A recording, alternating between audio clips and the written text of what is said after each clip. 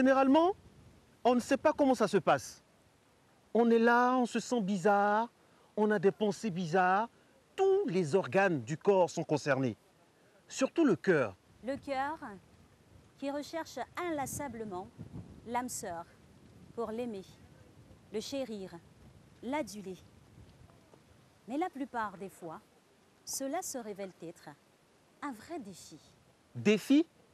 Oui, défi. Mais le plus important, c'est de l'affronter ensemble. Être là, l'un pour l'autre. Au fait, être ensemble. Oui, ensemble. Ensemble pour être 3, 4, 5. C'est ce que je désire pour toujours. Oui, toujours. C'est le Graal, le rêve ultime. Être ensemble toujours, toujours, toujours. Et comme ça, un jour, on peut lui dire, après tant d'années passées, je t'aime, Je t'aime aussi. je t'aime. Je t'aime aussi. Bonne fête de la Saint-Valentin, mesdames et messieurs. Bonne fête de la Saint-Valentin. Mouah. Bonne fête à vous, mon Marco. Bonne fête à vous à la maison. Merci de nous réveiller et de vous réveiller aussi aux couleurs de l'amour pour ce 14 février 2020. Et depuis hier soir, mesdames et messieurs, on a déménagé. On est venu dans ce décor de rêve là, afin de conjuguer l'amour à deux, parce que c'est encore bien à deux. La preuve, regardez l'image du jour, cette sommité du monde musical qui tresse son amoureuse, sa femme. N'est-ce pas beau ça, ma très chère? C'est magnifique, Djevara DJ, car c'est de lui qu'il s'agit, en compagnie de son épouse, oui, parce qu'ils ont convolé en juste noces. Et je crois bien qu'ils sont actuellement en croissance. Comme vous l'avez dit, 1, 2, ça commence toujours à 2, à 3, à 4, et plus si affinité. Eh bien, aujourd'hui, le programme est un programme 100% dédié à l'amour. L'amour qui se conjugue sous toutes ses formes. L'amour dans le fitness, ça existe, hein? Ben oui, ça existe. Et Matin Bonheur le matérialise avec le coach Anissé.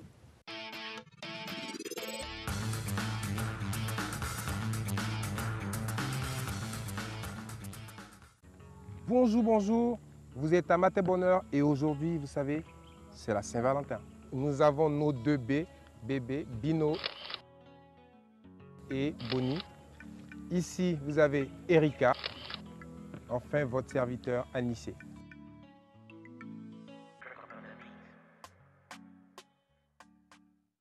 Ok. 1.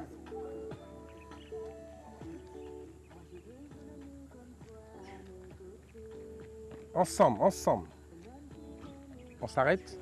Très bien. 5, 6, on part là-bas. 1.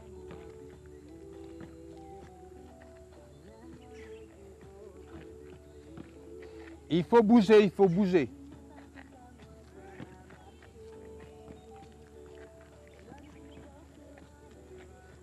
Très bien. Attention, on va aller chercher là. Il faut garder, il faut avancer une jambe entre les jambes du partenaire. Doucement.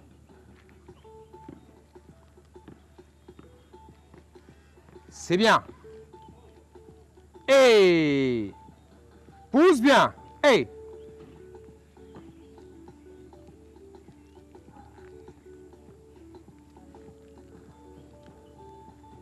allez.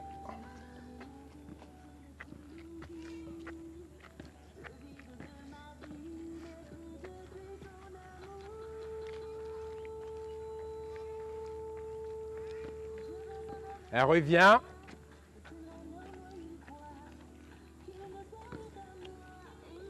Bino, les bras. Voilà. Wouh!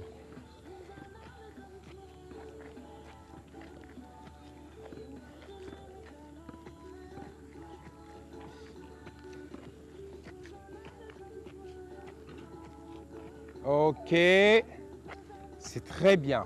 Et ça, c'était l'échauffement. Maintenant, nous allons passer à la salsa.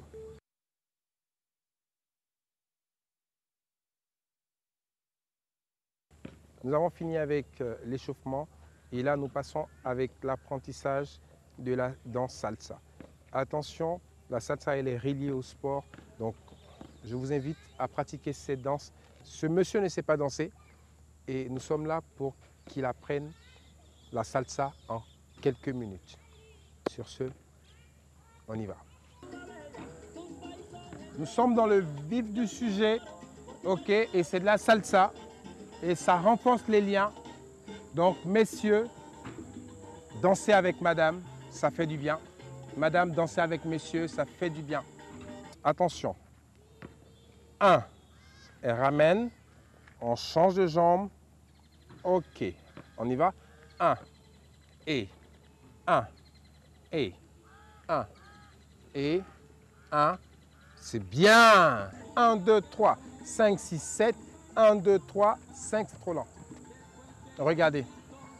5, 6, 7, top. 1, 2, 3, 5, 6, 7. 1, 2, 3.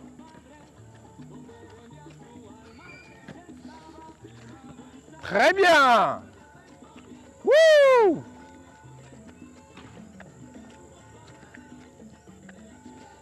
Côté. Hey. Wouh!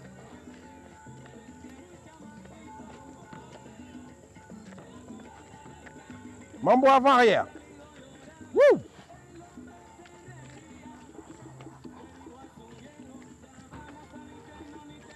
Très bien.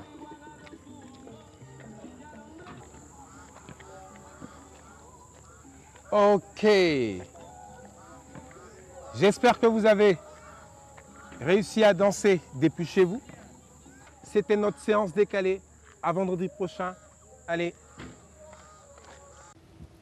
Merci au coach Anissé Zadi qui nous a fait aimer le sport en fitness et montrer un peu la complémentarité. Alors, au matin, mon heure aujourd'hui, on a invité une spécialiste culinaire. Vraiment, elle est très très forte. Elle s'appelle Halima Biensanti. Alors, qu'est-ce qu'on aura avec Halima tout au long de cette émission? Eh bien, Halima va nous proposer plusieurs plats de la journée, bien sûr, saupoudrés de quelques, on va dire, dans l'ambiance de l'amour.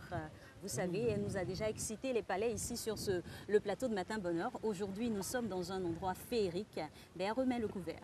Eh oui, mesdames et messieurs, on va manger. On a fait du sport en amoureux, on va manger en amoureux. Ça commence par un petit déjeuner spécial, mesdames et messieurs, un petit déj spécial concocté par notre magnifique chef Halima Messanti. Vraiment, on aura un dîner, on aura un dessert, mais on va commencer par le petit déjeuner. Un petit déjeuner muy caliente, mesdames et messieurs, qu'on vous propose maintenant.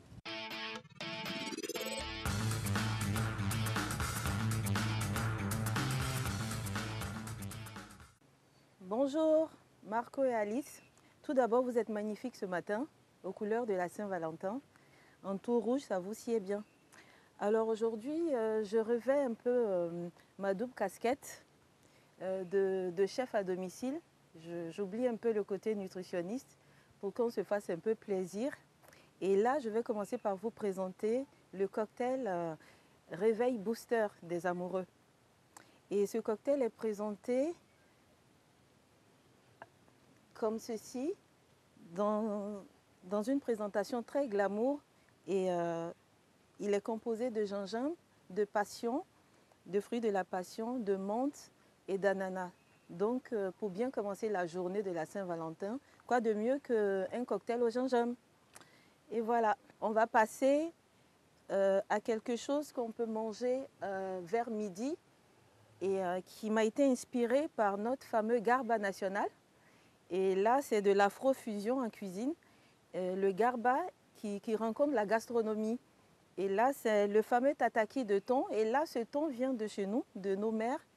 Et c'est à la portée de tous, ce n'est pas cher. Et je l'ai présenté avec de l'attiéké en salade. Et qui dit thon, évidemment, chez nous, ça va très bien avec l'attiéké. Et ensuite, une petite sauce pimentée de chez nous que j'ai fait à base de tomates, de piments, sambon, comme on dit chez nous, et d'un peu de poudre de crevettes, et voilà, de nos condiments. Et on commence comme ça sa journée de Saint-Valentin, sans prendre vraiment le vrai garba qui va être trop gras, mais cette inspiration, on peut le présenter soit à sa chérie, soit à son chéri. Donc voilà, ça ce sera la deuxième proposition. Un petit déjeuner servi comme ça avec toutes, on va dire, ces épices pour saupoudrer l'amour au matin. On est servi comme un Apollon. C'est sûr que le soir, on sera un dieu. Le soir, justement, elle nous propose une version d'un dîner pour cette belle journée. Je vais passer au plat du soir qui va être dressé comme ceci, toujours de façon très jolie, mais prendre les produits, disons les produits locaux. Là, c'est du riz local ivoirien qui est présenté, que j'ai préparé en riz pilaf avec de l'ail, des légumes et avec, comment on appelle ça, des épices que j'appelle des épices un peu, je vais dire, assez coquins parce que c'est des épices avec du gingembre, etc. Je pense que c'est bien adapté à la Saint-Valentin. En plus, c'est très bon pour la circulation, les épices et le gingembre. Et le curcuma également, c'est plein d'antioxydants. Aïe, aïe, aïe, aïe, aïe, aïe, aïe, aïe. Si avec tout ça, vous n'avez pas des idées, n'oubliez pas que, comme le dit toujours le coach Halima Messanti, quelle que soit votre bourse, quel que soit l'argent que vous avez, on peut toujours se faire un petit truc. Regardez comment c'est original. Et on va terminer maintenant, mesdames et messieurs, par le dessert. Allez, coach Halima, qu'est-ce qu'on a au dessert? Le côté gourmand, ça va être... Je vais vous montrer ça. Ça va être le cheesecake Solove. Alors, c'est un cheesecake qui est fait, qui est parfumé avec du citron vert de chez nous et avec un peu de gingembre en poudre, juste un tout petit peu, pour rappeler toujours le côté un peu coquin de la Saint-Valentin. Et le côté rouge, c'est des fruits que j'ai mixés et fait un coulis rouge pour représenter la Saint-Valentin. Donc voilà un menu qui est assez glamour, qui reste accessible. Alors Alice et Marco, je vous souhaite donc une très belle Saint-Valentin. Et si vous avez besoin d'inspiration, contactez-moi. Je pourrais même venir chez vous avec plaisir et faire une masterclass en tant que chef à domicile. Donc voilà.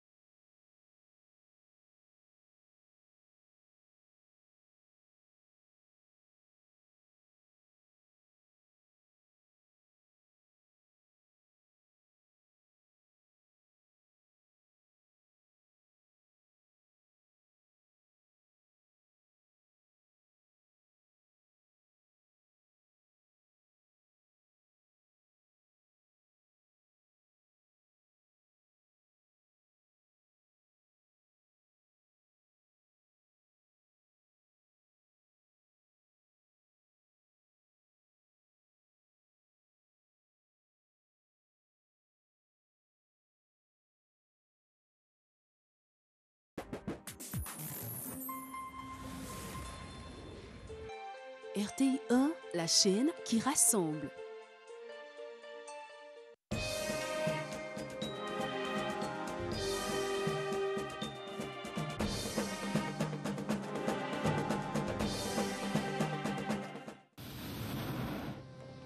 Des ballons géants volant à plus de 1000 mètres d'altitude au-dessus de vallées et de cheminées de fées. Nous sommes en Turquie, dans la région volcanique de la Cappadoce. Ce spectacle de montgolfière unique au monde est l'une des activités touristiques phares de cette région turque et rapporte environ 9 milliards de francs CFA par mois à l'économie locale. Pour un voyage de 30 minutes en montgolfière, il faut débourser environ 124 000 francs CFA. Mais l'expérience en vaut la peine.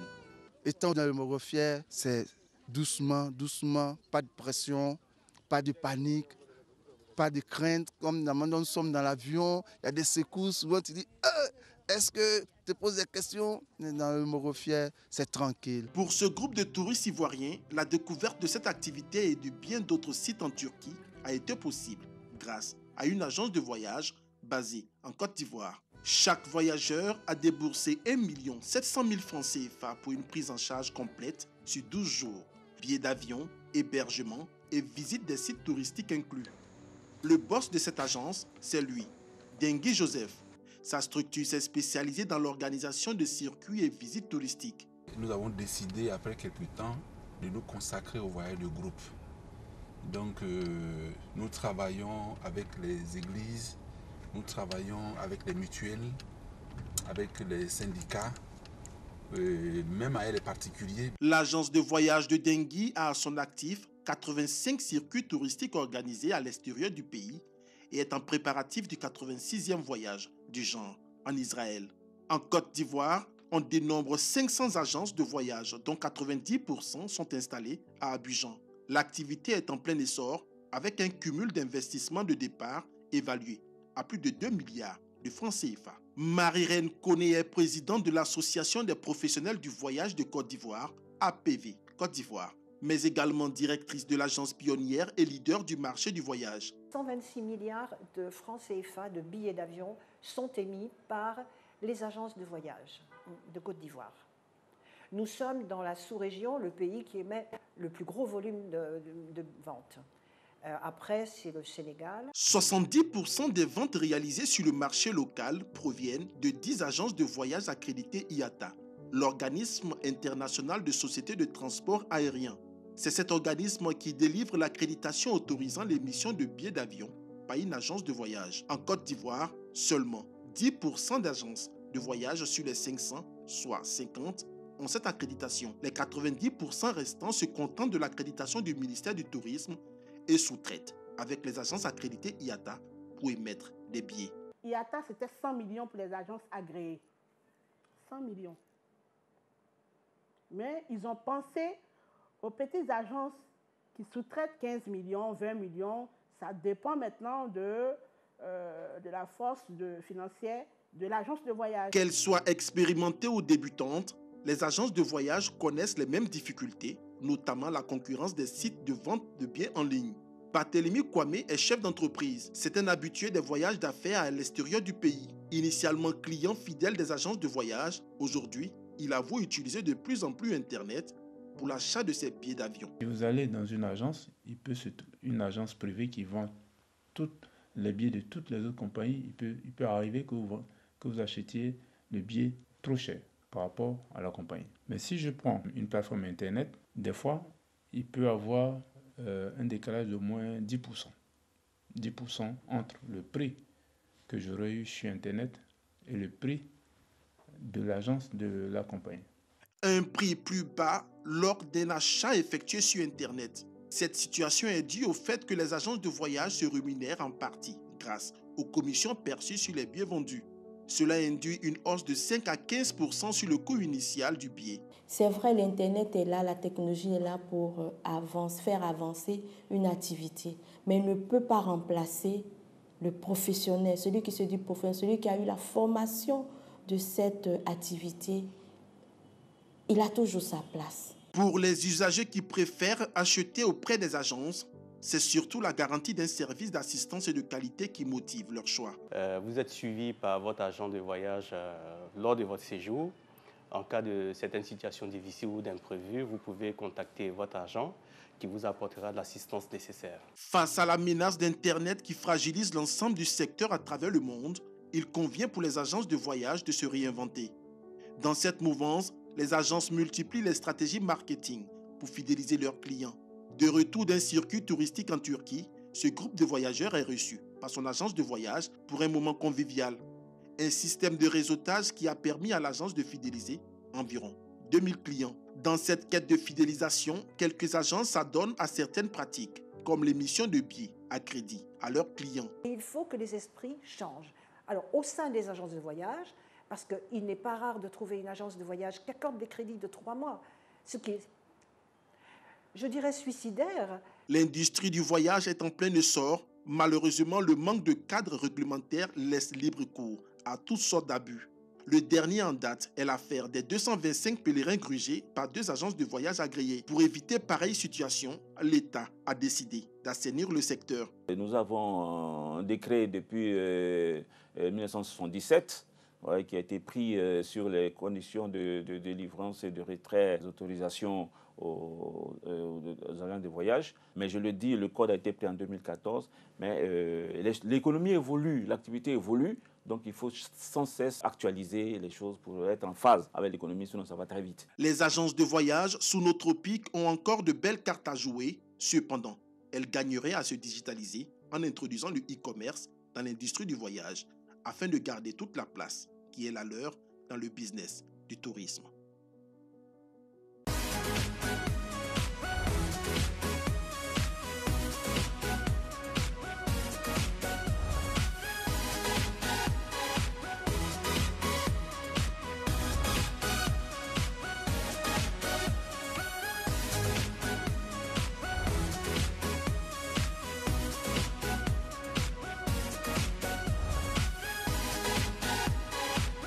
Matin bonheur, 5h55, 7h30, rediffusion à 14h20, du lundi au vendredi sur RTI 1.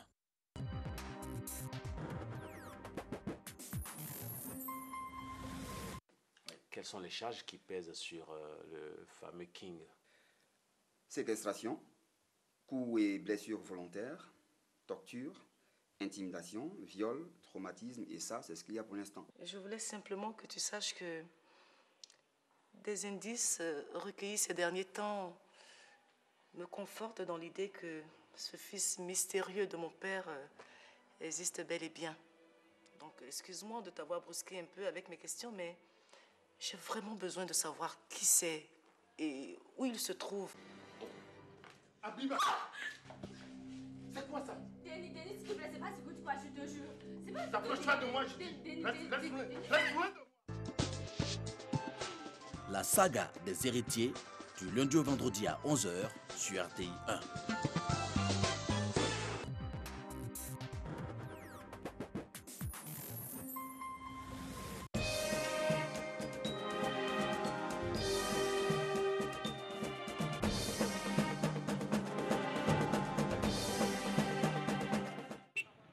Le riz blanchi.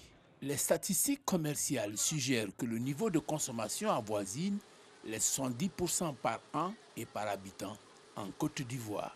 Résultat, le riz est la denrée alimentaire la plus prisée, avec des enjeux en rapport avec sa nature. Le riz est une denrée stratégique pour la sécurité alimentaire de la Côte d'Ivoire et la stabilité sociale des ménages. Or, la production nationale ne couvre que 50% de la demande intérieure en constante progression de 7% l'an. Pour combler ce gap, la Côte d'Ivoire importe du riz tous les ans depuis des décennies après l'embellie de 1976 et la sensible remontée de 2012 à 2016. Tenez, pour la période 2019-2020, les prévisions d'importation sont de l'ordre de 1 500 000 tonnes contre 1 400 000 tonnes en 2017-2018, pour un coût d'environ 300 milliards de francs CFA. Seulement voilà, selon les experts en riz, l'Asie, la mer nourricière, ne sera plus capable de satisfaire la demande mondiale d'ici à 2030. Une situation révélée par le ministre en charge du riz lors de sa passation de charge. Aujourd'hui, tous les experts riz sont d'accord qu'à l'horizon 2030, l'Asie qui nourrit aujourd'hui l'Afrique sera elle-même importatrice nette de riz. Alors, question, comment combler ce gap des 50% de la production nationale et couvrir le rythme de croissance de la consommation intérieure. Une consommation portée par 3 facteurs. Le croît démographique, il est de 3,3% par an. L'urbanisation galopante. Un Ivoirien sur 2 est citadin contre 1 sur 3 au lendemain des indépendances. Dernier élément, le changement de régime alimentaire. Il faut donc se donner les moyens de produire beaucoup et mieux pour assurer l'autosuffisance en riz des Ivoiriens. Cela pour tenir compte des enjeux de la sécurité alimentaire et la stabilité sociale des ménages. Une interrogation s'impose donc. Est-ce réaliste de croire que la Côte d'Ivoire peut être autosuffisante en riz? On peut être autosuffisant en riz. Il faut la volonté manifeste de l'État. Aujourd'hui, c'est vrai, nous avons des formations au niveau de la production. Mais il faut qu'il y ait 3 chaînes de valeur au niveau du riz, c'est-à-dire la production, la transformation et la commercialisation. Le temps est donné, mais à une condition, cibler les investissements. Il faut investir dans les semences, il faut investir dans la mécanisation, il faut investir dans le transfert de technologies parce que ça c'est important. On peut avoir la technologie et puis si ce n'est pas transféré aux paysans, et ça c'est la formation, il faut former les pays. Et puis il faut aussi améliorer les systèmes d'irrigation dans certains pays. Vous avez dit améliorer le système d'irrigation. En Côte d'Ivoire, avant d'améliorer le système d'irrigation, il faut commencer par mettre en valeur les nombreux bas-fonds. Sans compter ceux qui cernent les villes, comme ici, à Gagnoa. Pour ces bas-fonds autour des villes, une précaution est à prendre. Sécuriser les terres. La plupart des bas-fonds de la ville sont annexés par les habitations. Il y a des bas-fonds même où les gens ont planté des bornes pour construire. Donc il y a lieu d'interpeller les autorités pour qu'on nous fasse des nouveaux aménagements. Notons à toutes fins utiles que les superficies irriguées fournissent 36% de la production nationale pour 17% des superficies rizicoles de la Côte d'Ivoire. La cible de la formation. Depuis 4 ans, la coopération chinoise forme des riziculteurs ivoiriens sur 15 jours à Guigidou, dans le département de Divo. À ce jour, on en dénomme plus d'une centaine et les acquis sont notables. Vraiment, quand je suis arrivée, c'était émouvant de voir que la machine travaille. Or, bien avant d'arriver ici, on faisait tout à la main, à la daba. Avec les nouvelles techniques que nous avons appris ici l'année dernière, et quand nous sommes partis, on a expérimenté sur le terrain et on a augmenté de production jusqu'à 4 tonnes. Sur le tableau des semences, les ressources humaines et le savoir-faire existent, avec un bémol, l'encadrement conséquent. Le processus de production de semences même est tellement compliqué. Quand tu veux même t'y mettre, l'administration, c'est pas facile. Les contrôleurs semenciers qui vont venir pour approuver ta semence, par exemple, qui quittent jusqu'à Abidjan. Et même quand bien même tu fais la demande, tu dois payer, et des fois même ils ne viennent pas. Donc quand c'est comme ça, la semence que tu veux produire n'est pas certifiée. Dernière cible de l'investissement préconisé, la mécanisation. À ce niveau, l'État a montré toute sa disponibilité. C'était à l'occasion du Sahara 2019, par la remise de tracteurs. Dernière manifestation des pouvoirs publics à vaincre ce signe indien, l'avènement d'un ministère dédié à la promotion du riz. Dans la même veine, l'Office national du développement de la riziculture, ONDR, est devenu une agence pour répondre avec diligence aux préoccupations des acteurs de la filière. Tout cela pour traduire en actes l'adage « qui veut aller loin, ménage sa monture ». Quel est votre métier? Je suis agriculteur. Pourquoi avez-vous fait usage d'armes à feu? C'est faux, je n'ai jamais utilisé d'armes. Le narcotrafiquant le plus important du Mexique. Sa capture doit être la victoire contre le narcotrafic.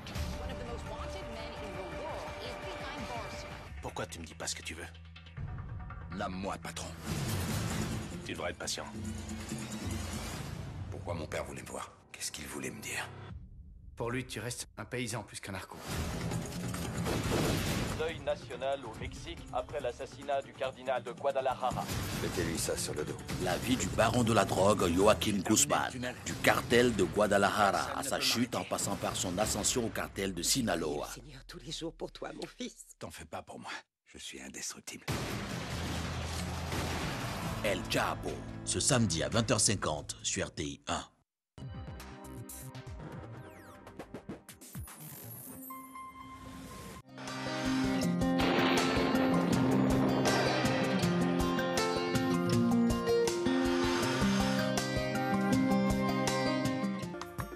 Bonjour à tous. Pour cette matinée de l'amour, on aura un début de matinée dominé par les vents secs et frais sur l'ensemble du pays, comme pour annoncer les couleurs de la Saint-Valentin. Cette présence ne se fera pas sans brume qui réduira la visibilité.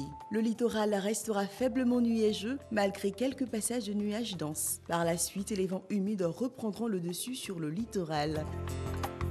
Pour les températures, on a 25 degrés à Abidjan et à Aïdiaké, 24 à Bandoukou et Boaké, 22 à Daloir, 23 à Dimbokro, 22 dans la région du Gor, 24 à Korogo, 20 à Man, 18 à Odiéné, 22 degrés à San Pedro, Sassandra, Tabou et Yamoussoukro. L'après-midi, le soleil brillera encore une fois généreusement, faisant monter le mercure sur l'ensemble du pays. Les vents secs et chauds d'Amaton resteront actifs et souffleront jusque dans le sud forestier. Sur le littoral, on observera quelques présences nuageuses avec de belles éclaircies. On enregistrera des températures caniculaires comme depuis quelques temps. Pour les températures de l'après-midi, on a 33 degrés à Abidjan et à Aïdiaké, 38 degrés le pic à Bandoukou, 36 à Boaké, 37 à Daloa et Dimbokro, 36 à Gagnoa, 37 à Korogo, 34 à Man, 37 à Odiéné, 32 degrés à San Pedro, 33 à Sassandra, 32 degrés à Tabou et enfin 37 degrés à Yamoussoukro. Merci d'avoir suivi avec attention ce pan du temps. Nous vous souhaitons de passer une excellente journée de la Saint-Valentin sur la RTI.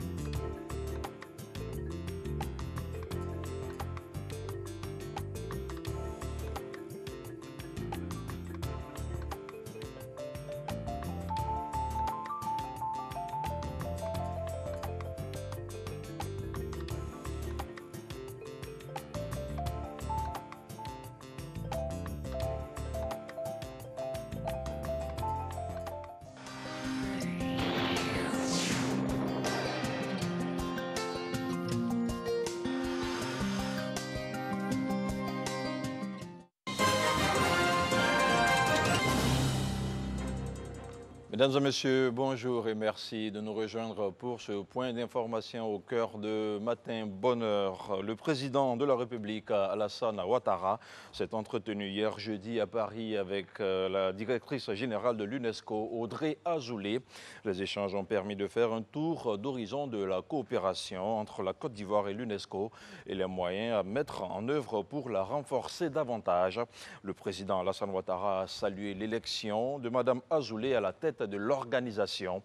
Il a également évoqué avec elle le prix Félix Houphouët-Boigny pour la recherche de la paix de l'UNESCO, un prix décerné en 2019 au Premier ministre de l'Éthiopie, Abiy Ahmed. Le commentaire de Mahama Traoré.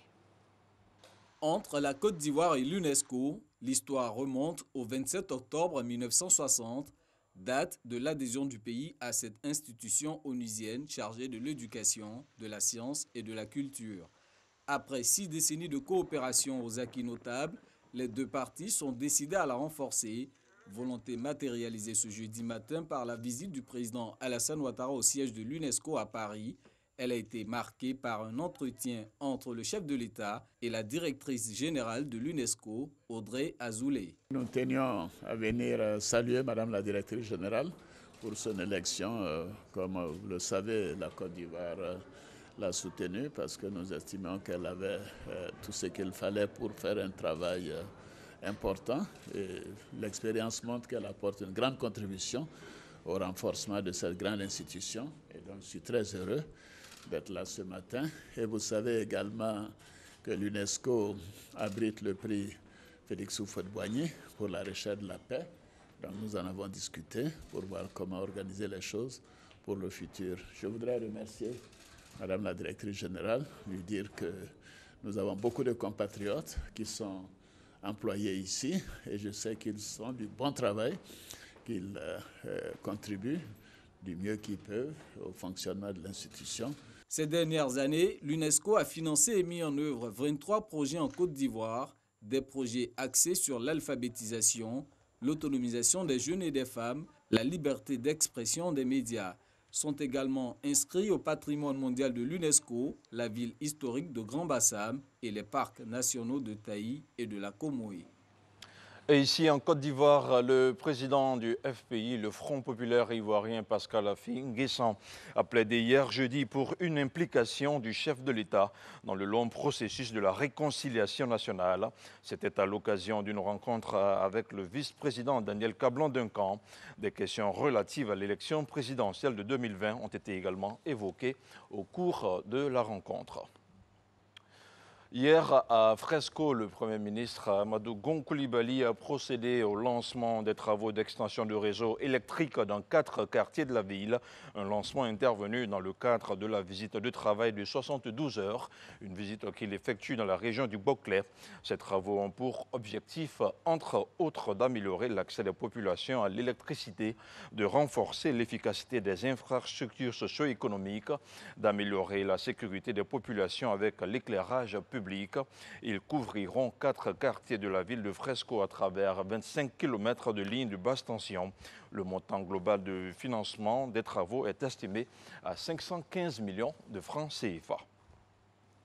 Retour à Abidjan, les populations des quartiers Sagbé et de Biabou dans la commune d'Abobo vont certainement finir avec les pénuries incessantes d'eau. Elles ont reçu la visite du ministre de l'Hydraulique. Sur le terrain, Laurent Tchagba a expliqué les facteurs à l'origine du manque d'eau. Il a annoncé des mesures. Les détails de cette visite de terrain avec Frédéric Oulaï et le commentaire de Clément Boko.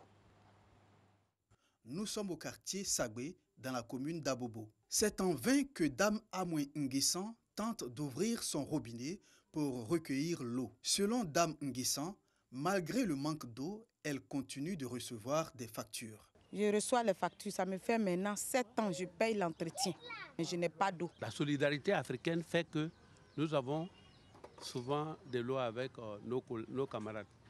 Et pourtant, chacun de nous ici à une fontaine. Malheureusement, jusqu'à présent, on est impatient d'avoir l'eau. À Sagbé comme à Biabou-Belleville, il faut parcourir de longues distances pour s'approvisionner en eau potable. Ici, certaines populations se connectent au réseau d'eau de façon illicite. Les 10 bidons, on peut puiser ça souvent 500, 700. Si tu as fait du tout comme cela, là, tu es obligé d'enlever 2500. À faire de l'eau, là, c'est vraiment grave. L'arrivée du ministre de l'Hydraulique sonne la fin des souffrances pour les populations. Nous sommes en train de travailler à la mai. Une fois que la production est faite, les canalisations sont posées, les châteaux d'eau sont réalisés pour le stockage. Une fois que le réseau est distribué dans les quartiers, le problème d'eau sera terminé. Tout en rassurant les populations, Laurent Tchagba a annoncé des mesures de répression contre les fraudeurs. Oui, les sanctions qui sont prévues dans la loi, c'est que la personne qui est prise sur le fait de la fraude court un emprisonnement, l'amende allant de 500 000 francs à 3 millions de francs. Selon le ministre de l'Hydraulique, les travaux d'extension du réseau pour les zones inaccessibles démarreront dès le 1er mars pour prendre fin en septembre prochain.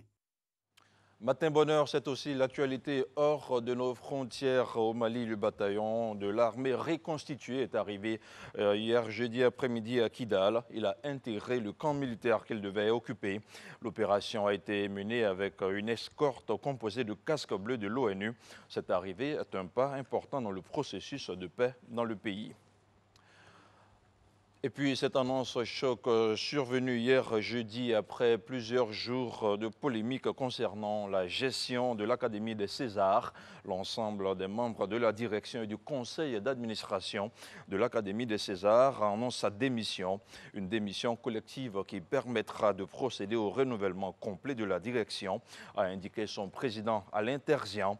Parmi le RIF des dysfonctionnements, une opacité des comptes ou encore des statuts qui n'ont pas évolué depuis très longtemps et reposent encore toujours sur la cooptation. Et puis nous sommes aujourd'hui le 14 février, le jour de la Saint-Valentin, est considéré dans de nombreux pays comme la fête des amoureux. Les couples en profitent pour échanger des mots doux et des cadeaux comme preuve d'amour, ainsi que des roses rouges qui sont l'emblème de la passion. Et la Saint-Valentin, c'est aujourd'hui, comme je le disais, le plus beau cadeau que l'on puisse vous offrir aujourd'hui, chers téléspectateurs. C'est l'émission Matin Bonheur qui est réalisée depuis Assini avec nos talentueux animateurs Marco et Alix que nous allons retrouver. Mais avant, je passe la main à Renaud. Renaud, bonjour. Bonjour. Allez. Ablaye. Allez, merci. Merci.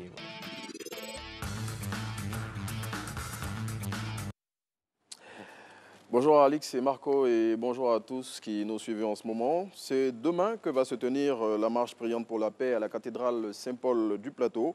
En prélude à cet événement qui avait suscité de nombreuses controverses, l'Inter a joint l'abbé Augustin Aubrou. Au cours de l'entretien téléphonique qu'ils ont eu, le responsable de la communication de l'Église catholique, après avoir rassuré sur les dispositions pratiques arrêtées pour l'événement, a déclaré que le clergé catholique ne voulait pas d'effigie d'un parti politique lors de ce rassemblement. Selon le confrère, le prêtre a souhaité que les politiciens laissent les fidèles catholiques en dehors de leurs calculs.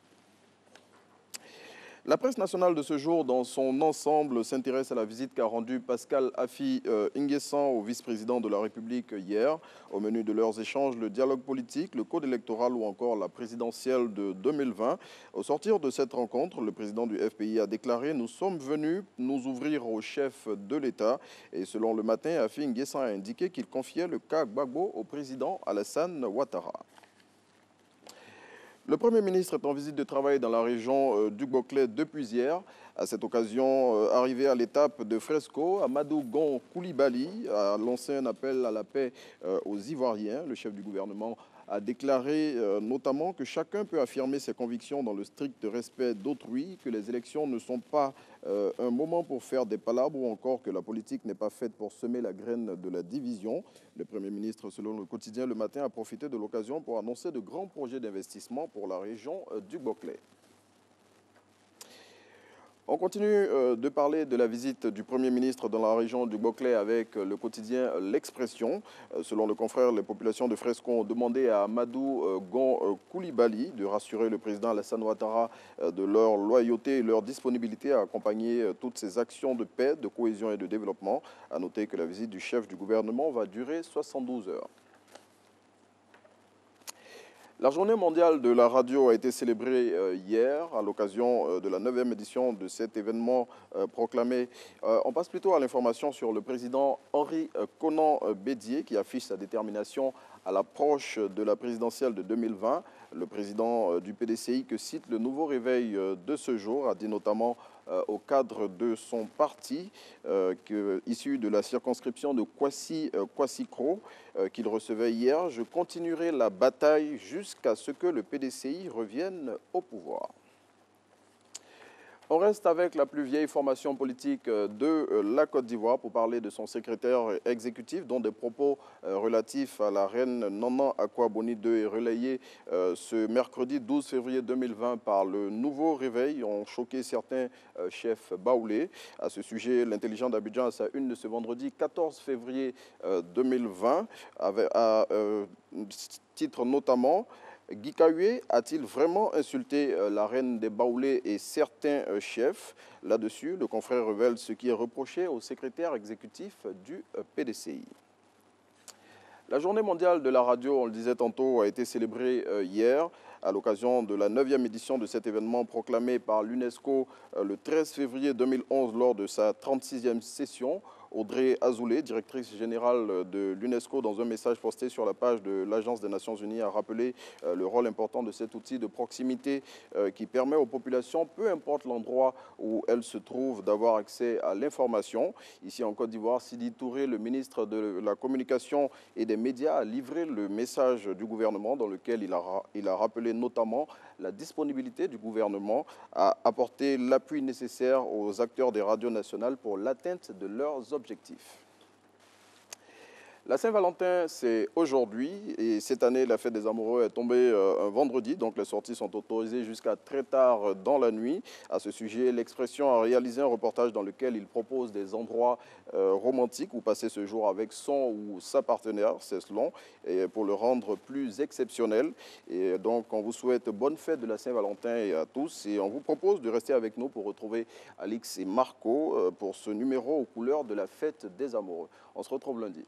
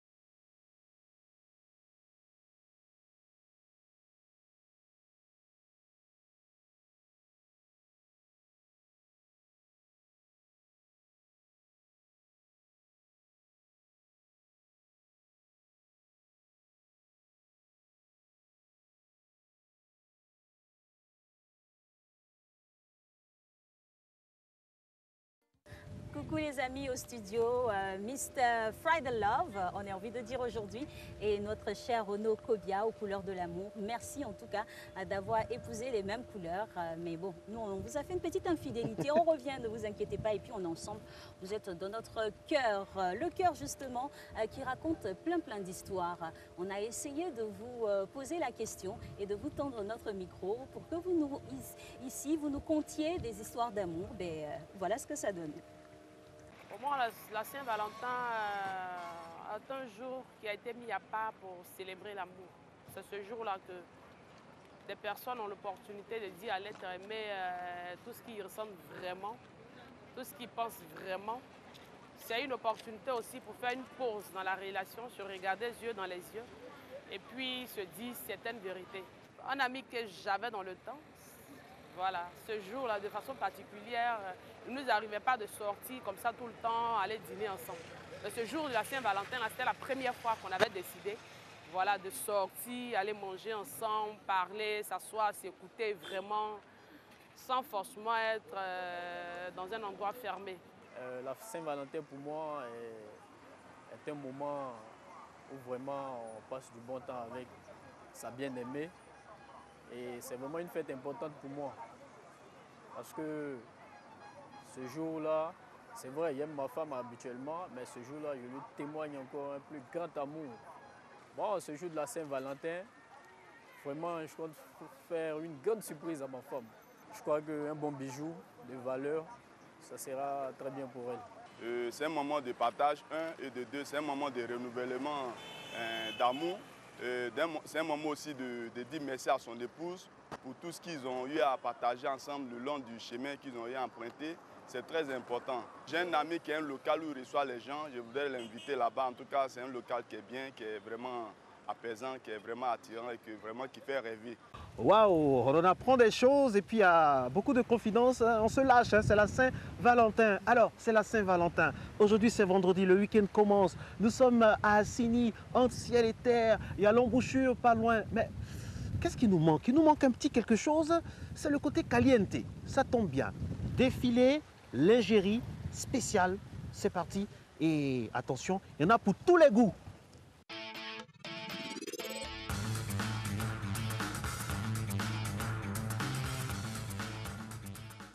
Bonjour Alix, bonjour Marco.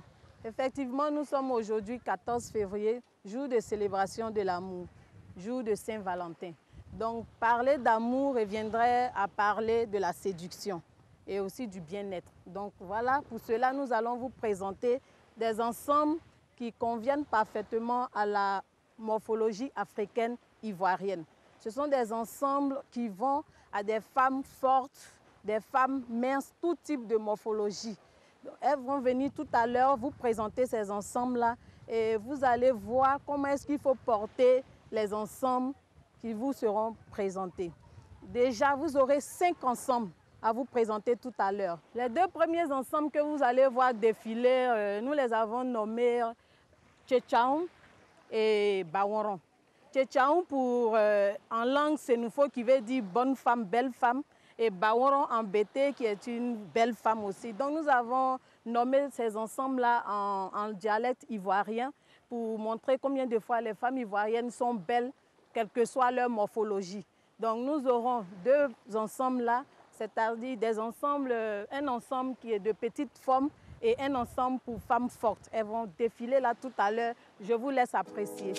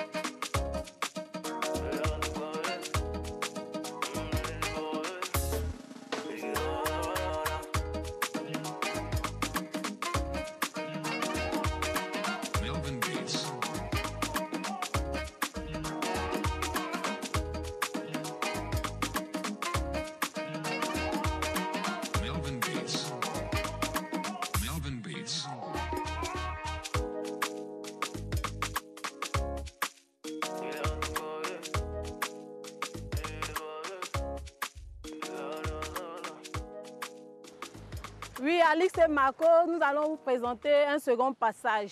Un ensemble nommé Talois Clamant, l'ensemble bleu qui est porté par la femme forte et un autre ensemble nommé Salou qui est spécialement pour la séduction. C'est juste présenté, voilà, c'est courbe à son homme et là c'est top. Regardons, suivons ensemble.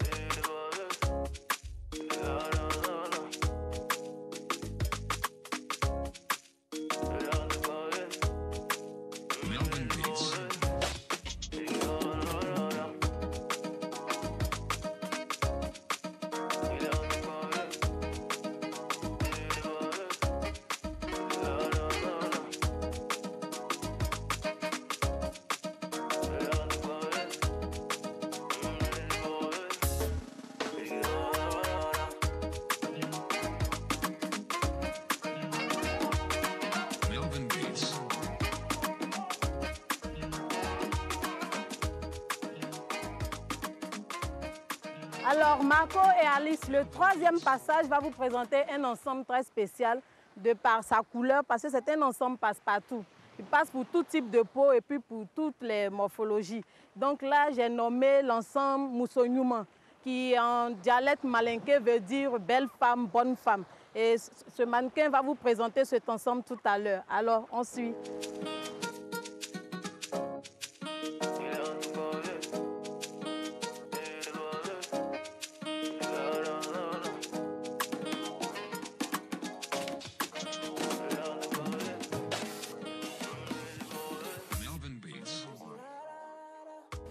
Dis donc, c'est relevé cette matinale pour vous. Et vous savez quoi? Nous, on a cette agréable manie de vous faire avoir toujours les bonnes choses à double 12. C'est reparti pour un autre défilé. Alors, Alice et Marco, après les ensembles soutiens, nous allons passer aux nuisettes. Elles sont portées en soirée en chambre. Continuer la soirée dans la chambre. Donc là, vous allez voir une nuisette qui est appelée nuisette princesse. Princesse parce que ce sont les personnes fines qui la portent. Maintenant, on apprécie ensemble. Merci.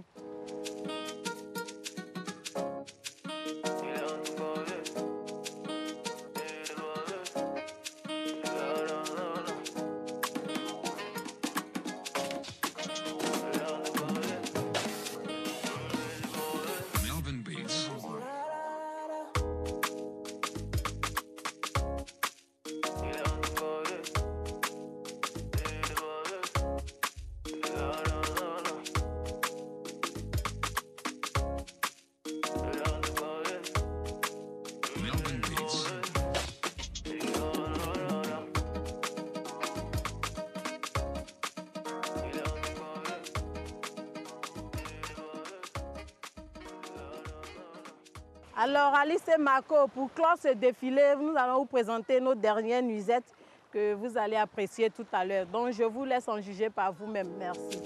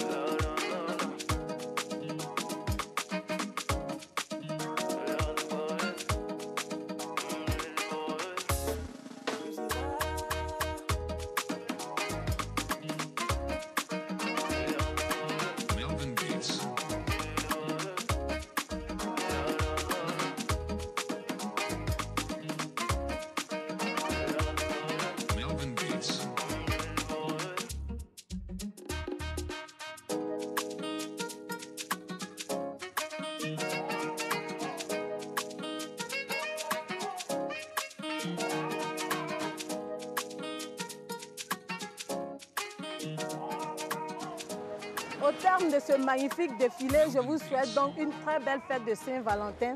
Et je profite pour vous donner un secret des mamies, comment choisir sa lingerie. Il y a 3 critères essentiels de choix d'une bonne lingerie. Il y a la taille, la morphologie et la couleur de sa peau. Donc, mesdames, vous avez donc là tous les astuces pour vous rendre très belle ce jour de la Saint-Valentin. Je vous souhaite encore une très belle fête. Marco, Alice, bonne fête à vous aussi. Merci. Dédicace à tous mes gars, à tous les garçons de Côte d'Ivoire. Après ce défilé-là, vraiment, on a des idées cadeaux, quoi. Hein? On a des idées cadeaux, surtout qu'on est à la plage. Franchement, des idées d'endroits, de nourriture, n'est-ce pas hein, Ben oui, j'ai même envie des cadeaux inversés, parce que finalement... Hein. Mais attendez, mais pourquoi pas de défilé? Je ne sais pas pourquoi il n'y a pas de défilé pour les hommes. Les hommes aussi à la lingerie. Hein. Qu'est-ce que vous en pensez, ma très chère? C'est vrai, ça nous ramène au souvenir de ces concours Bagnon, où on a des défilés typiques de notre terroir. On pourrait on va dire, les agrémenter un peu et puis offrir tout ceci à nos beaux hommes. Alors moi, je vous promets un défilé en ablacon, comme mes grands-parents Agni à l'époque, voilà quoi. D'accord, j'attends de voir. Vous attendez de voir. Je vous prends au mot, hein, j'attends de voir. Oui, vous me prenez au mot et à l'ablacon. D'accord. Il n'y a pas de souci. Voilà, mesdames et messieurs, c'est la Saint-Valentin. On ne se prend pas la tête, hein. On fait l'amour. Faisons l'amour, pas de paix, de guerre, de quoi que ce soit. Faisons l'amour, c'est de ça que notre pays a le plus besoin. 2 êtres qui s'aiment, c'est toute une nation qui est consolidée. Alors, l'amour, il y en a qui ne sont pas d'accord. Il y en a qui ne croient pas en l'amour. Il y en a pour qui ça n'existe pas. Et puis, à la fin, il y a un sociologue qui va essayer de nous expliquer tout ça. On y voit.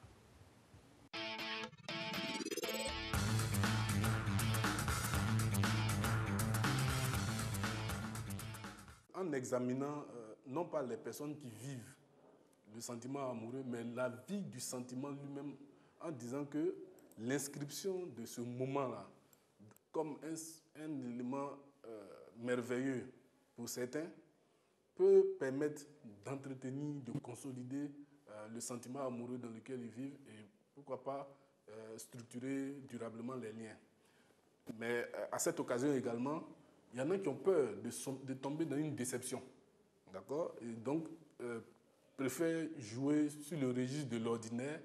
Et il y en a aussi qui trouvent que l'amour se célèbre au jour le jour, au point de ne pas consacrer un jour spécial à ça. Du coup, la Saint-Valentin peut être diversement appréciée, diversement vécue, en fonction des situations, des enjeux, des intérêts des uns et des autres.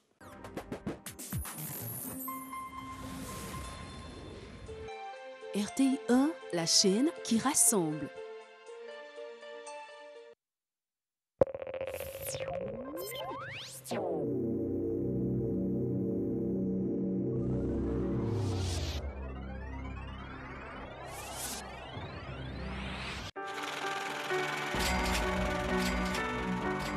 Cette année, la Saint-Valentin sera géniale avec le jeu Quiz SMS Saint-Valentin. Envoie vite LOVE, L-O-V-E, au 98 114 et tente de gagner des lots surprises chaque heure. Des nuitées à Assigny en couple, 50 000 francs et 100 000 francs CFA chaque jour, 500 000 francs CFA et un super lot de 1 million de francs CFA pour passer une Saint-Valentin de rêve. Envoie maintenant LOVE, L-O-V-E, au 98 114. C'est 103 francs les SMS. Du nouveau à RTI Publicité. À l'occasion de la Saint-Valentin, bénéficiez de remises exceptionnelles sur nos packs vitrines pour une meilleure promotion de votre commerce aux heures de pointe. Vous êtes une boutique, un espace de distribution, un magasin, un hôtel, un restaurant ou un maquis. Cette offre est faite pour vous. Contactez vite nos agences RTI Publicité au 22 40 12 50. Plateau 22 40 12 50. Poste 47 43 et 46 32. Cocody de Plateau Vallon 22 40 12 50. Poste 54 20 et 47 92.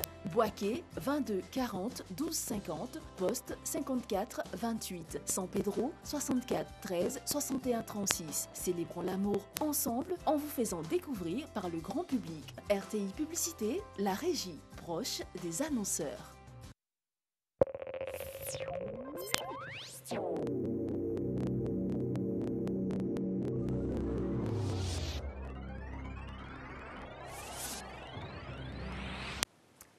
Comme quoi, on ne peut pas plaire à tout le monde. Hein. Il y a certaines personnes qui ne croient pas en l'amour, mais bon, on espère qu'au sorti de cette matinale, vous allez peut-être vous initier à l'amour.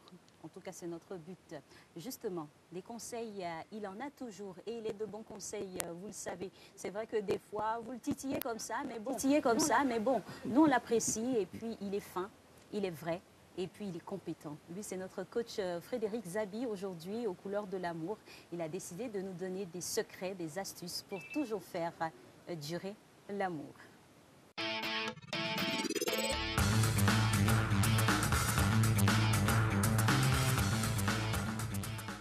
Quels sont les secrets? Quels sont les topos? Comment ça marche? Comment ça dure? L'amour, ça existe vraiment? Et puis, quels sont les chemins? Est-ce que ça dure 3 ans? Est-ce que l'amour dure 3, 5, 6, 7 ans? Est-ce que l'amour est plus au féminin ou au masculin? En tout cas, on espère pour lui et pour nous tous qu'il a les réponses. Dio Frédéric Zabi, bonne fête de Saint-Valentin.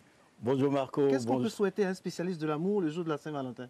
L'amour, rien que l'amour. Alors, première question, l'amour, comment ça marche? Et puis, dites-nous, comment on sait qu'on est amoureux? D'abord, je dis bonjour à toute la Côte d'Ivoire, à tous ceux qui sont amoureux, à tous ceux qui ont envie d'être amoureux, à tous ceux qui attendent leur amoureux ou leur amoureuse. Il faut savoir qu'il y a des signes physiques qui indiquent qu'on est amoureux. Ces signes physiques-là cheminent plusieurs ordres en fait. Ça peut partir d'une tachycardie, c'est-à-dire un affolement du rythme cardiaque. Ça peut partir également d'une envolée de la tension artérielle qui fait qu'on sent qu'on n'est pas très à l'aise. Ça peut entraîner une hypersudation ou une hyposudation selon. Ça peut être exprimé aussi par le fait qu'on a des membres qui tremblent, qui flanchent un peu quand on voit l'objet de notre amour. Et donc, il y a ces signes physiques-là qui indiquent qu'on est en train de tomber amoureux. Ça, c'est épisodique, c'est circonscrit dans le temps. Et avec le temps, il y a des signes qui durent beaucoup plus longtemps. C'est-à-dire que ce sont des signes d'une addiction psychologique. Addiction à l'être qu'on aime, qui fait que quand il n'est pas là, on ressent son absence, qui fait que quand il nous parle, ça n'a pas le même impact que quand c'est les autres qui parlent, qui fait que tout ce qu'il nous dit est pris d'une façon particulière. Ça, ce sont des signes dans la durée qu'on peut apprécier. Donc, je peux dire qu'il y a 2 signes, 2 groupes de signes. Le premier groupe, c'est physique et l'autre groupe, c'est psychologico-psychique. Et dans tout ce méli-mélo, on va dire, de manifestation de l'amour, on a un point très important, à savoir le coup de foudre. Lui, comment il pourrait se définir? Le coup de foudre, c'est le sentiment qu'on ressent dans l'instant. L'instant, ça ne dure pas longtemps et puis en général, ça apparaît comme ça sans que ce soit préparé. Et on ressent tout ce que je viens de vous citer là, surtout les signes physiologiques. Donc quand on les ressent, en général, on se dit, bon, ben, c'est qu'on est amoureux. Voilà, on voit quelqu'un, il y a une attirance physique, la personne a son physique qui nous attire, ou bien son apparence qui nous attire.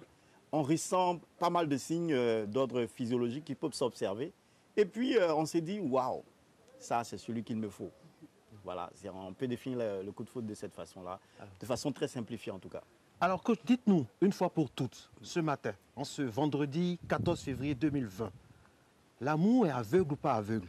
Et puis, est-ce que l'amour dure vraiment 3 ans ou l'amour peut durer toute la vie? Dites-nous tout. Moi, je peux vous dire de façon... je vous parle avec mon cœur. L'amour ne devrait pas être aveugle. Les gens le disent, mais moi, je pense que ça fait partie justement des ennemis de l'amour. Quand on dit que l'amour est aveugle. Parce qu'on croit que l'amour est aveugle, on se dit, ça nous exempte de réfléchir. L'amour ne devrait pas être aveugle. C'est avec l'esprit, c'est avec l'intelligence qu'on doit choisir son partenaire de vie. Non pas seulement avec nos sens. Parce que les sens nous trompent, les philosophes l'ont dit. Donc si vous choisissez votre partenaire, parce que c'est dans ce contexte-là que nous nous trouvons. Si on se trouve dans un contexte de vie amoureuse, de vie avec quelqu'un pour la vie, on ne doit pas le choisir sur une base instinctuelle. On doit le choisir sur des bases raisonnées. Et qu'est-ce à dire concrètement? Comment on s'oriente pour faire le choix de la raison? D'abord, il y a l'attirance physique. Ça, c'est indéniable, c'est la première chose. Il faut d'abord que mon conjoint ou ma conjointe me plaise. Ça, c'est le minimum. Donc, il y a l'attirance physique. Mais au-delà de l'attirance physique, il faut qu'il y ait d'autres critères objectifs. Comme par exemple, il faut faire attention à l'âge, à la différence d'âge. Je ne dis pas que ça doit être un frein, mais je dis qu'il faut faire attention à cela, parce que ça crée beaucoup d'obstacles, en fait, après, dans l'épanouissement du couple. Parce qu'une trop grande différence d'âge, par exemple, va faire qu'on n'aura pas les mêmes visions de vie. Quand, par exemple, le ou la partenaire est dans des choses qui ne sont pas essentielles pour l'autre partenaire, ça crée problème.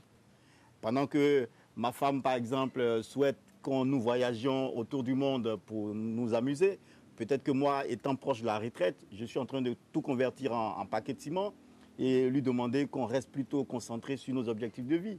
Ça peut être des obstacles. Il faut faire attention, par exemple, à la religion. Je ne vais pas aller dans beaucoup de détails, mais c'est important parce que la différence de religion peut entraîner beaucoup de problèmes dans les couples. Il faut faire attention au niveau d'études.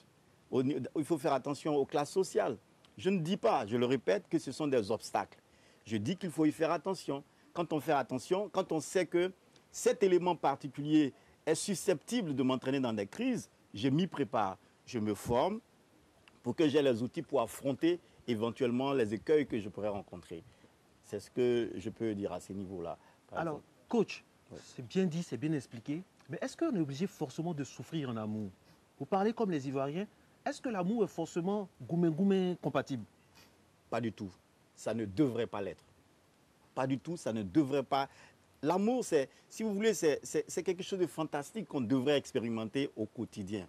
Mais il faut savoir que c'est vrai. Ce n'est pas une eau tranquille qui coule sans écueil. Non, il y a des vents impétueux qui peuvent se soulever de temps en temps. Il y a des tempêtes, il y a même des bourrasques qui peuvent amener le bateau à chavirer et faire naufrage. C'est possible. Mais il faut savoir que l'amour, son but, c'est de rendre l'autre heureux. Bien entendu, l'autre a appris à être heureux seul. Avant de s'engager dans une relation d'amour, ça c'est l'erreur que les gens commettent, il faut apprendre à être heureux tout seul, à créer les conditions de son bonheur seul. De sorte que quand je rentre dans l'amour, dans un contexte d'amour, je sais que j'ai les moyens de me rendre heureux. Donc, je ne crée pas de lien de dépendance avec l'autre. Et donc, quand je suis avec lui, tout mon but, c'est de pouvoir créer les conditions également de son bonheur. Et si tous les deux nous avons compris cela, lui, il fera des efforts pour me faire plaisir et moi également. Donc, si on est en train de faire ces efforts-là pour se faire plaisir de façon continuelle, il n'y a pas de raison qu'on ait des pleurs. Ça peut arriver, mais si on est bien préparé à ces choses-là, on devrait pouvoir surmonter cela. Et pour le surmonter, il y a beaucoup de compétences qu'on a besoin d'acquérir. Compétences, par exemple, en termes de communication dans le couple, en termes de gestion de ses émotions. Parce que si on ne sait pas gérer, par exemple, ses émotions, très, très vite, ce sont des crises à n'en point finir. Il faut apprendre, par exemple, je le dirais encore, à faire l'amour. Parce que ça, c'est un aspect essentiel qui est dans le couple. Il faut, par exemple, apprendre également à gérer ses loisirs ensemble, à gérer l'argent ensemble, à gérer l'éducation des enfants ensemble. Ce sont des points sur lesquels on doit pouvoir se former. Qui veut aller à un voyage, qui veut réussir son voyage est obligé de le préparer. Quand vous ne le préparez pas, vous attendez à avoir les premières difficultés dès l'entame. C'est ce qui amène les gens à dire que, par exemple, l'amour ne dure pas longtemps, que ça dure 3 ans. Mais ce n'est pas vrai. Ça dure 3 ans pour ceux qui ne sont pas préparés. L'amour doit se préparer. Enfin, je veux dire, la vie à deux doit se préparer. Et c'est très intéressant ce que vous dites. Vous avez parlé d'étapes distinctes. Il faut être heureux d'abord tout seul avant d'être heureux à deux. J'ai envie qu'on s'attarde un peu sur le bonheur qu'on se crée tout seul. Comment on comble, on va dire, les différents vides pour pouvoir être heureux d'abord seul? Il y a des gens, par exemple, qui, quand je dis, ils n'apprennent pas à être heureux seuls. C'est un processus, et on doit apprendre. Ça s'apprend. La première chose, c'est de se demander, qu'est-ce qui peut me rendre heureux sans apport extérieur? Qu'est-ce qui peut faire ma joie? Ça peut être un bouquin, ça peut être un voyage sur cette plage-là, me lever tout seul, venir ici, faire des choses seul, et puis je sais que je suis heureux. En ce moment-ci, si je rentre dans un couple, ma joie ne dépendra pas de mon partenaire ou de ma partenaire. J'apprends à être heureux sans argent. De sorte que quand je suis dans un couple, s'il y a de l'argent, je suis heureux. S'il n'y en a pas aussi, je suis heureux. Parce que j'ai appris à être heureux sans argent. J'ai appris à être heureux avec l'argent. Si je n'ai pas d'enfant, ça ne me dira rien parce que j'ai appris à apprécier la vie sans enfant. Du coup, quand on a appris toutes ces choses et qu'on se met dans un couple, les choses deviennent faciles. Mais quand on n'apprend pas ça, je l'ai dit, on crée des liens de dépendance. Un monsieur vient, il dit, bon d'accord, je peux satisfaire à tous tes besoins. On se lance, on est dedans. Du coup, quand ce monsieur-là ne nous donne plus d'argent, on a des problèmes. on se dit, bon, moi, ma joie ne peut pas être totale si je n'ai pas d'enfant. Et puis quand on rentre dans le foyer, comme il se trouve qu'il n'y a pas d'usine de fabrication d'enfants, si Dieu fait qu'on n'en a pas, on est malheureux parce qu'on n'a pas appris à être heureux sans enfants. Il faut apprendre à créer les conditions de son bonheur seul. J'exhorte chacun et chacune à cet exercice. C'est un essentiel, c'est un primordial pour la réussite de la vie de couple. Vous ne pouvez pas prétendre aller donner si vous n'avez pas. Ce que vous donnez, c'est ce que vous avez. Vous bonifiez ce que vous avez et vous le donnez. Donc, si je dois donner de la joie, il faut que moi-même j'ai de la joie en moi. Il faut que j'apprenne à créer la joie en moi. Si j'ai appris ça, j'ajoute les ingrédients qu'il faut à ma joie pour rendre mon partenaire ou ma partenaire dans la joie également, pour l'amener dans la joie. Donc, c'est essentiel. C'est essentiel. Okay. Récemment, coach, vous avez créé vraiment la tourmente sur les réseaux sociaux en disant que les hommes, la plupart des hommes ne savent pas faire l'amour. Oui, heureusement que vous avez dit que Marco n'était pas dedans. Alors, la question que je vous pose, très cher coach, c'est que est-ce que les hommes chez nous, en Afrique, savent aimer? Je ne parle pas de l'acte de faire l'amour. Est-ce qu'ils savent draguer, comme on dit dans l'ancien temps, est-ce qu'ils savent compter fleurettes, faire la cour, dire des choses à une femme? Est-ce que les Ivoiriens, pour être plus précis, savent aimer? Il faut distinguer deux choses. Il faut distinguer les Ivoiriens d'une certaine époque et les Ivoiriens d'aujourd'hui. Et il ne faut pas stigmatiser. Pourquoi je dis cela? Parce que quand on se retrouve dans un contexte de l'Afrique, avant les indépendances, nos parents, ils avaient leur façon à eux d'aimer, de compter fleurettes justement. Ils savaient comment draguer une femme à leur façon, qui n'est pas forcément la façon occidentale, mais ils avaient leur façon à eux de draguer, de faire la cour.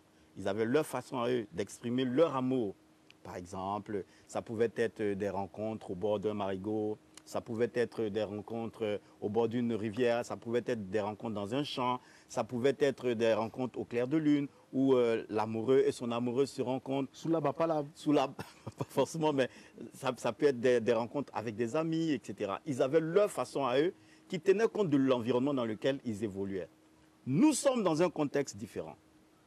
Aujourd'hui, nous sommes à mi-cheval entre une culture africaine que nous voulons abandonner, que nous sommes en train d'abandonner, malgré nous, et nous sommes également dans une autre culture occidentale que nous ne maîtrisons pas du tout.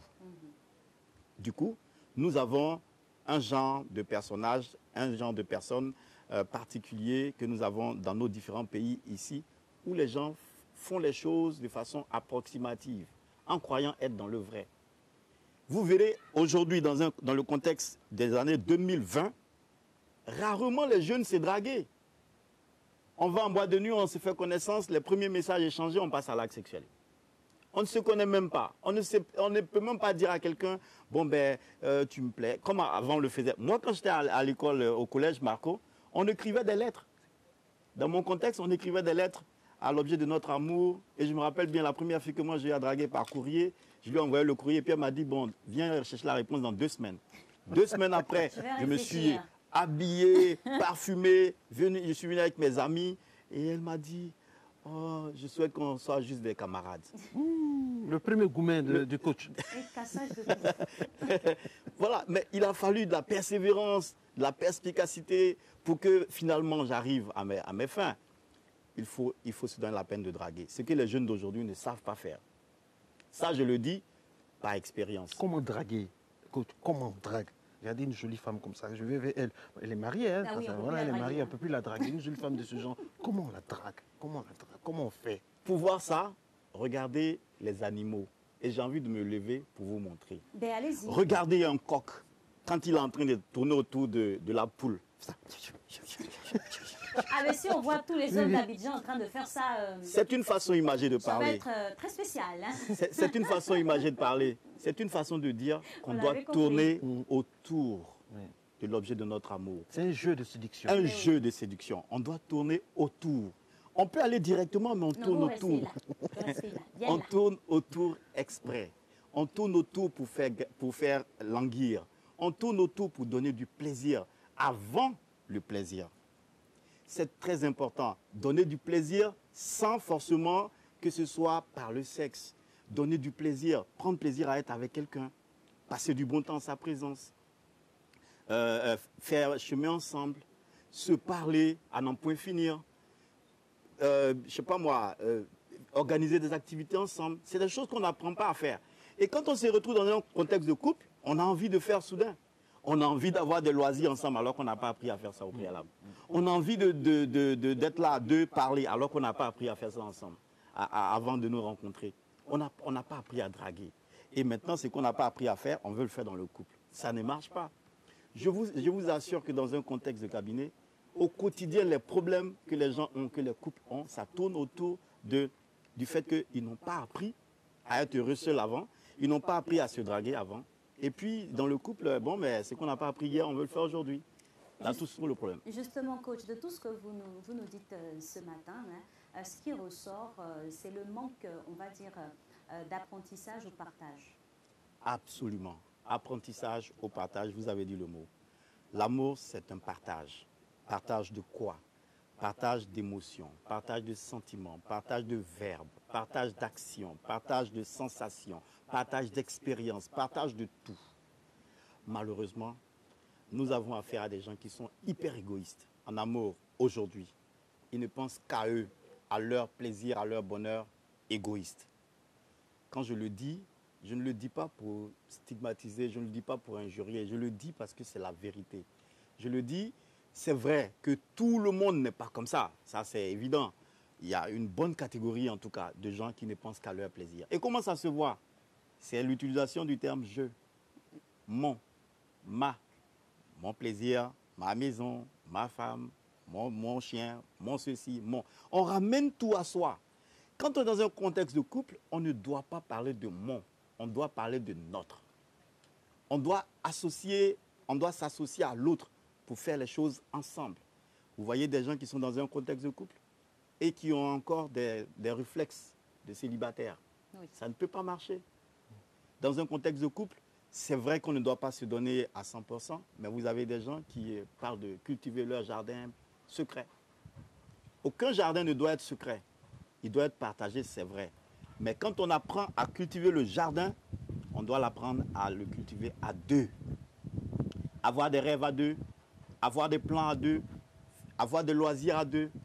Regardez Marco, regardez Alix, vous voyez les couples, c'est rare de voir, peut-être que j'exagère en disant c'est rare, mais vous verrez pas très souvent des Ivoiriens se lever, aller par exemple dans un maquis en famille ou bien dans un restaurant. Ça arrive, ou venir à la plage par exemple. Il préfère venir avec sa maîtresse plutôt que de venir avec ses enfants et sa femme par exemple. Ça, c'est des choses qui sont courantes, on le voit tous les jours. Mais c'est vrai, pour y arriver, il y a un chemin qui a été parcouru. Comme je le disais, on n'a pas appris à gérer ces choses-là avant, donc c'est normal que ça soit comme ça. Mais je veux dire que ce sont des choses qu'on doit apprendre à modifier. Il faut qu'on soit moins égoïste dans le couple, qu'on partage. Et en tout cas, ça c'est une très très belle conclusion, mesdames et messieurs. Il faut partager. Le mot partage est revenu plusieurs fois dans notre intervention depuis le début de cette émission, ici, dans cet endroit magnifique-là. Merci, coach Zabi. Je vous offre, au nom de l'équipe, du chocolat que vous allez offrir à votre femme qui nous regarde, qui nous suit, qu'on salue. Et aussi cette rose-là, pour elle spécialement.